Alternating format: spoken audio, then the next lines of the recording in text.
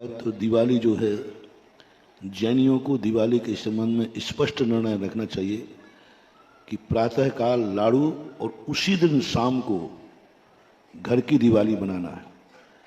कई बार क्या है कि वैष्णव लोग एक दिन पहले करते हैं, लाड़ू आप बाद में चढ़ाते हैं। ये बिल्कुल उल्टा है। गौतम गणधर को आपने पहले केवल करा दिया, भगवान महावीर। हमें ना तो अमावस्या से मतलब है, अमावस्या का संबंध मात्र महावीर स्वामी से है। महावीर स्वामी का जो मोक्ष है वह स्वाति नक्षत्र में अमावस्या के प्रत्यूष काल में हुआ था। तो महावीर स्वामी के लिए हमें अमावस्या देखना है, तो वो अमावस्या 1 तारीख को है।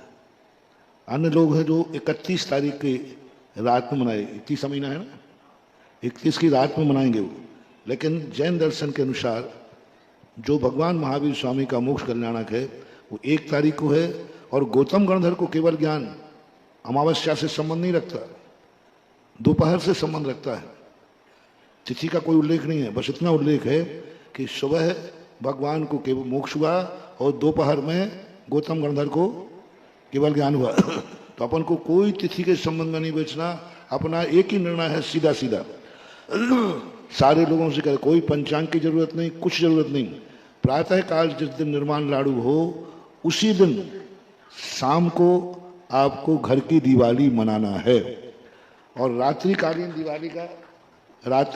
दिवाली का कोई उल्लेख शास्त्रों में नहीं है, बल्कि अशुभ है, नुकसानदायक है, अपशगुन है, शगुन नहीं है।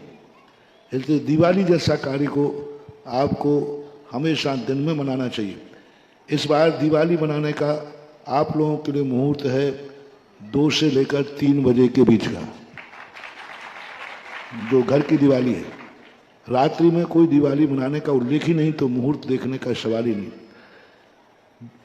हमारे यहाँ दिवाली का जिन पूजन में दिवाली की पूरी विधि छपी हुई है कि आपको सुबह सब स्नान कर आदि करके घर से 16 दीपक लेकर 32 बातियों की 64 ज्योति बना करके और मंदिर में जाकर के लाड़ू ले जाकर के चढ़ाना चाहिए। घर में पूर्व मुख या उत्तराभिमुख करके सामने दीवार के ऊपर कुछ शुभ संकेत 7 या सरौती, श्री, 2 श्री, 3 श्री, 4 श्री, 5 श्री, 6 और 7 श्री तक बनाए जा सकते हैं। तो ये सरौती कहलाती है। तो इस प्रकार की बना करके कर सकते हैं। नहीं है तो कोई एक फ्लैक्स वगैरह स्वस्तिक बना करके आदि कर सकते हैं। और उनके सामने नहा धोकर कायदा से पूरे परिवार को जिनवानी विराजमान करें। हो सके तो गौतम गणधर का और महावीर स्वामी का यदि आपको चित्र मिल जाए तो वो चित्र भी आप रख सकते हैं, और अन्य चित्र ना रखें, बीतरागी ही चित्र होना चाहिए। तो और सारे परिवार को नहा धो करके जैसे मंदिर में विधान करते हो, ऐसा साल भर में एक बार घर में पूजा करना है। ये पूजा नहीं है, ये दिवाली का विधान है।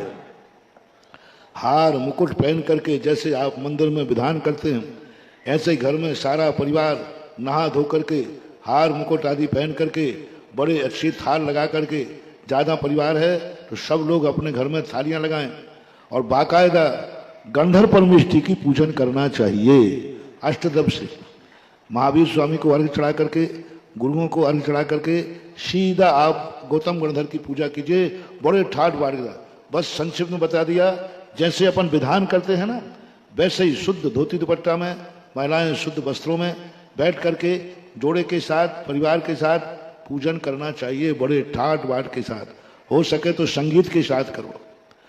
और दीपक में तेल का दीपक नहीं जलाना, घी का ही दीपक जलाना। घी नहीं है तो कपूर का प्रयोग करना, लेकिन तेल का दीपक अरहंत भगवान के निमित्त से तेल का दीपक का निषेध है। और जब पूरी पूजा हो जाती है तो उसके बाद एक मंगल कलश की स्थापना पूजन के समय कीजिए। और वह मंगल कलश आप अपने स्थान पर पूजा विधान के बाद जैसा अपन मंगल कलश करते हैं, घर में अलग जाकर के मांग ली। ये है दिवाली का मंगल स्वरूप। और यदि आप रात भर जगते हैं तो एक दीपक आप अखंड बड़ा बड़ा रखिए, पूरी रात जलिए। लेकिन दीपक पूरी रात जब भी जलेगा जब कोई ना कोई व्यक्ति पूरी रात भर जागरण करना चाहिए। एक व्यक्ति नमोकार मंत्र की माला वक्तामृति का पाठ करता हुआ रात भर जागरण करे। एक व्यक्ति जागरण नहीं कर सकता है तो बारी बारी से कहे, 1 घंटे कोई बैठ जाए, 1 घंटे कोई बैठ जाए, 1 घंटे कोई बैठ जाए। ऐसा यदि रात भर अखंड दीपक जलाना है तो, रात भर यदि अपने घर में उजेला रखना है तो कोई ना कोई एक बारी बारी से जागता रहे। ऐसा करके फटाके कला भी नहीं फोड़ना। फटाके अपशगुन है, अशुभ है। ज्योतिष शास्त्रों के अनुसार बारूद को अपशगुन कहा है। बारूद यदि कोई कहीं ले जाते दिल जाए तो अपशगुन माना गया है ज्योतिष शास्त्रों में। और यहाँ बारूद के ही फटाके होते हैं, हर फटाके में बारूद होती है, तो बारूद का फटाका नहीं चलाना चाहिए। ये आपके लिए अपशगुन माने जाते हैं। आप मानते हैं खुशी और वो आपके लिए अपशगुन कहलाते हैं। बाजे बजाओ, संगीत बजाओ, सारे घर वाले लोग मिलकर के थाली और चम्मच ले लो, एक साथ बजाओ, फटाकों से ज्यादा आवाज आएगी। शुभ भी होगा और अशुभ भी होगा। घंटी ले लो, झालर ले लो, जो कुछ भी है। तो इस प्रकार की दिवाली का संक्षिप्त रूप बताया।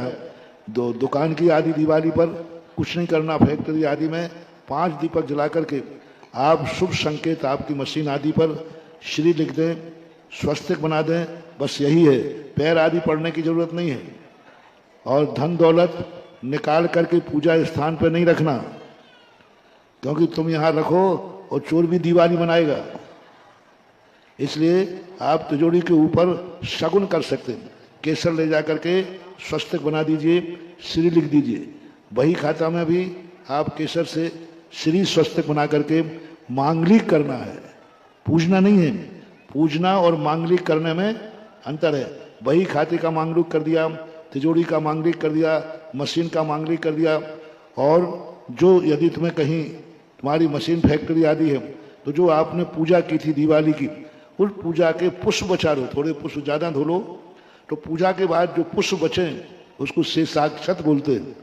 उन पुष्पों के लिए आप अपनी फैक्ट्री में, आप अपने दुकान पर, आप अपने खेत पर, जहाँ भी आपको मांगलिक करना हो, पूजा के बचे हुए शेषाक्षतों से उनका मांगलिक शगुन कर लेना चाहिए।